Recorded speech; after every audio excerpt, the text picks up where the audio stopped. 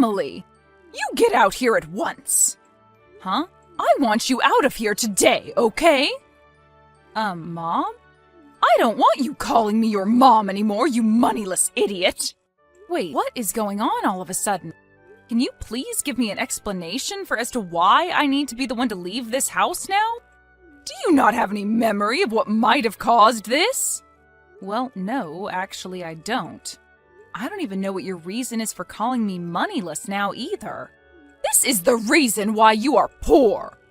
Why are you calling me poor this time around? Well, how about you calm down a little bit and stop calling me things like that?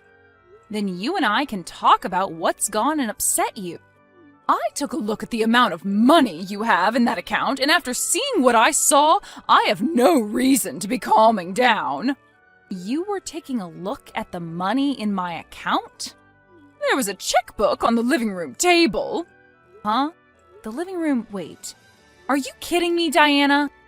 You've gone out and made another duplicate key to let yourself into our house without asking us? Could you please stop it with that reckless crap already? I've had enough of it now. You live over an hour away from our place as well, so how much free time do you have on your hands to be doing this all the time? Who the hell cares about something like that right now? Only $100 in your account? Excuse me, $100 in my account? What the hell does this mean? You're supposed to be working for one of the largest companies in America, and all you have in your account is $100? Don't tell me that this is all that remains from your compulsive spending. When Brad brought you over to my house saying that he really wanted to marry you, I heard from you that you're working for that huge conglomerate, and that's why I allowed you to be his wife. But now that the lid's been opened on your life, I can see that all you have left this month is $100. Tell me what the hell this is about right now. You lied to me about how you're not able to make squat in terms of income. You divorce my son right now and then get the hell out of his house. Well, before we get any further, let me tell you this. I have no idea what checkbook of mine you're talking about, as I don't remember having only $100 left in my bank account. And because of that, your reason for wanting me to divorce Brad and move out of the house is not going to work for me. Are you telling me that the things I saw with my own eyes just now are all false? I don't ever remember me leaving out a checkbook in the living room either, so that's another reason for me doubting you. But that's not even the main problem here. Ah! Who the hell do you think you are? Freaking moneyless witch! Low-life whore! Overspending idiot! You have no right saying any of those things about me. I feel so bad for my little boy having been fooled by a witch like you. I'm going to get you both to divorce one way or another. Brad, did your friend's wedding finish up and everything? Yep. Right now we're all taking a break right before the after party begins. What's going on? Your mom has gone ahead and made herself yet another duplicate key for our place. What? I'm sure you were really enjoying yourself, so I'm sorry to have to bring this up now. No worries. I'm actually really happy you're telling me about this right now, so no need to apologize to me. But that last time she broke into our house, we took the key away from her, right? I know that. I even saw you doing that to her. But once again, she's gone and come into our house without our permission. Seriously? How many more times is she gonna make duplicate keys to get into our place? Tell me, what did she do this time while she was there? Did she throw out your cooking again like before, or did she go through the kitchen cabinets and break all the dishes like last month? She found a checkbook in the living room with only $100 in its account. Huh? She said it was sitting on the living room table. Brad, do you know anything about it? Well, yes, I do. That was probably my checkbook, actually. Wait, really? Well, you remember how I was changing banks, right? During that time, I had to transfer pretty much all my money from my old account into a new one. So, in order to not have the old account close on me yet, I left $100 in there so that the bank wouldn't get upset with me. And well, in this day and age, we don't really need checkbooks anymore, right? So I must have just set it down there on the table and forgot about it. I see. That's why that old account only has $100 left in it. That's right. And as I was on my way to the wedding this morning, I was looking for a gift bag to put the present I got my friend into, and so I was shuffling through all the drawers trying to find one. And well, while that was going on, I happened to actually find that older checkbook, and that's probably why I ended up putting it on the table and never placed it back into the drawer. I was in a hurry, right? So I just left it there then. Now things are starting to make sense. I was wondering why I would have even pulled that old checkbook out in the first place, and now I remember what happened with it. See, I kind of get it now. Right now, I'm still on my way home from the business trip I've been on, so I haven't had any way of telling what all happened within the house while your mom was there. I'm sorry that leaving the checkbook out like that caused so much trouble for you. I'll talk with my mom about this. Yes, please do. Hold on a second. What's up? With what's happened here, don't you think we can use it to our advantage? What do you mean by that? Remember the last time my mom came in by herself with that duplicate key she made, and we talked about how horrible that was for us? You're talking about that conversation? Yep. I was actually being serious about all I was saying, so what'd you think? Good point. If you really are all right with going through with something like that, then by all means, let's do it. Well, there we go then. I know this is only going to cause a bit more trouble for you, so please forgive me for the time being. No worries, Brad. I trust that you'll be able to handle this for us. Thank you. And we're both back at the house? Let's get our brains together and perfect our plan. All right. Emily, I'm sure by now you've started to come around to listening to what I say, right? I saw on the living room table a couple of divorce papers, and on them were yours and my son's signatures. Huh? Diana. Once again, you've come into our house without our permission. This is not about that. What this is about is you getting divorced from my son, right? I think me talking to my son about how you only have $100 left to your name in that account really ticked him off. I see. So you told him about that then? Well, then you must be aware of this. That happened to be your son's checkbook that was on the table. Stop lying, you moneyless witch! Ugh. I'm not lying to you right now, though. The fact that you're blaming me over something like that without even checking the name on the checkbook first shows me a lot of warning signs about you. And Brad was saying the same thing you are now, trying to cover for you overspending all the time on yourself. But seeing now that there is divorce paperwork all filled out on that table from you two, my words to him finally worked their magic. And the reason they finally worked is because I'm right. So you, being the moneyless freak that you are, need to hurry things up and leave my son. Is that right? Well, this was supposed to be my final warning to you. Warning? You don't seem to care at all about your son and only want what's best for yourself, since you're not even listening to what he's been trying to tell you. Huh? Well, I've had enough, and I am no longer going to try and tell you off. Goodbye. What the hell are you talking about? Well, whatever. You guys are already getting a divorce now, so I don't give a crap what happens to you after. I'm looking forward to seeing my son come back home to me again after this. I'm going to clean his room up right now for him, so that when he comes back to me, he'll have a lovely room to sleep in. Emily, I just finished work. Good work today. I took a look at those screenshots you sent me of that conversation with my mom. I guess she really isn't listening to either of us, just as we thought she'd do. Seems that way. I was really trying to give her one last chance by telling her the truth straight up, but I guess she doesn't even trust my word.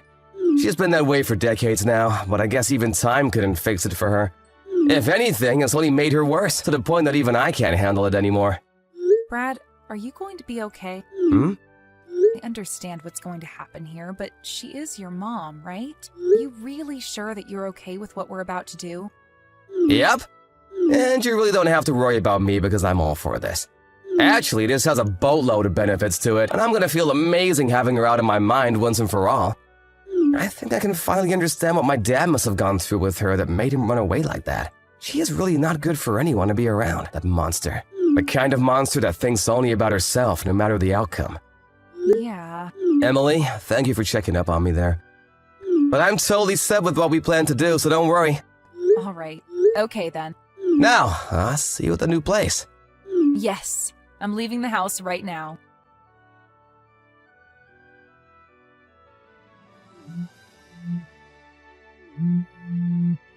Emily, what the hell is going on here? You were supposed to be leaving my son once and for all with that divorce, but my son has still not come home to me. So I went over to that house to see what was going on, but my frickin' key isn't working anymore. And on top of that, your neighbor is telling me that nobody's been living in your house for a while now. Where the hell have you and Brad run off to? I want my Brad back right now!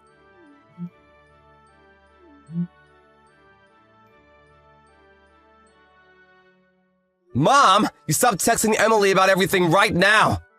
Brad? Where are you right now? You have left that witch already, so hurry up and come home to me. I want the two of us to start living happily together again, just like we had been doing years ago. Happily, huh? Mom, was it ever a time you and I lived happily together? What are you trying to say? You and I were able to live together for a very long time, right? Even when your dad ran away, you stayed right by my side the whole way. And if it wasn't for me doing that, Dad would have never been able to set himself free.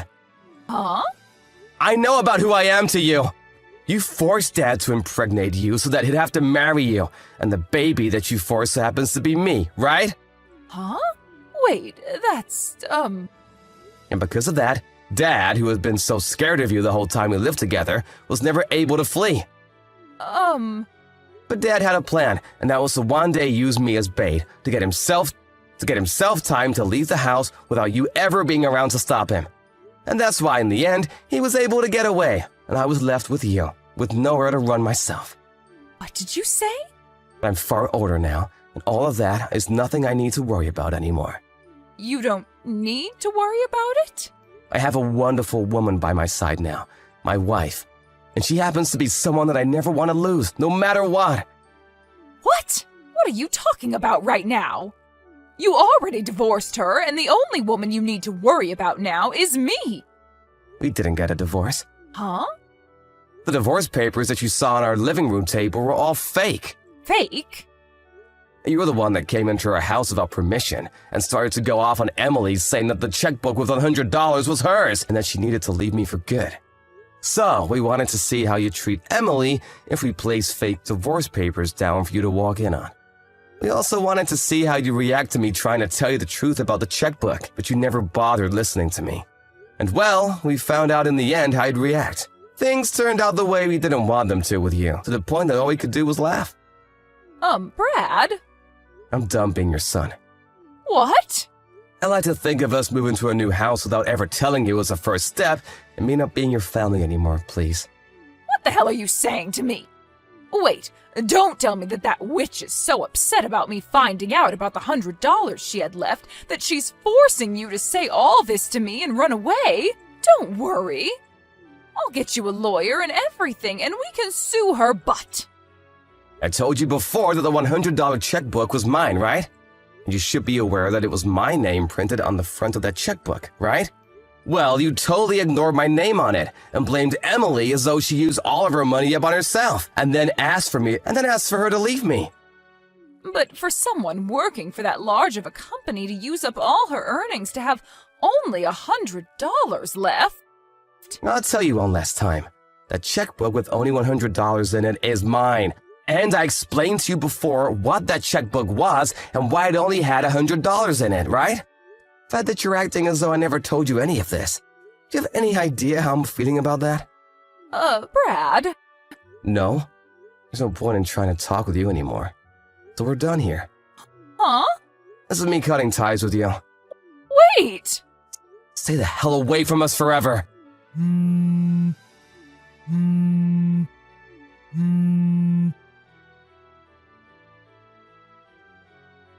Right after Brad said goodbye to his mom, we both went ahead and changed our phone numbers. But of course, that wasn't going to be enough for us, and so we went and spoke to the rest of the family and told them that we wanted nothing to do with her anymore, which they all agreed with. And after we felt secure that she wouldn't ever be able to find us, Brad started trying to get in touch with his dad again, who apparently moved to England. There he happened to open a store of his own, which he's running. And when Brad got in touch with him again, his dad asked him to come out there and help with the business. As for myself, I asked my company if I could start working remote from England, and they agreed to my wish, as long as I came back once a year for a planned meeting. A little while after we had moved out of the country, Diana heard from somewhere that her son and his wife had moved overseas. At that point, when she thought she'd never be able to give up, she stopped. I guess the knowledge that she could literally not get to us now without a plane ticket really got into her thick head. She's gone and settled down now and has moved into a retirement home where she's going to live the rest of her life now, since she has nobody left to come and take care of her. Neither Brad nor myself ever saw something like moving to England as ever being a part of our lives, but I think that it's really been the best choice we've made as a couple.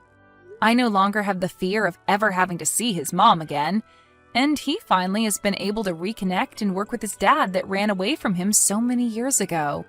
In hindsight, having Diana act as a complete lunatic around us was a blessing, and I hope that she ends up in as good of a place as we're in someday. Thank you for watching and listening. We hope you enjoyed the video.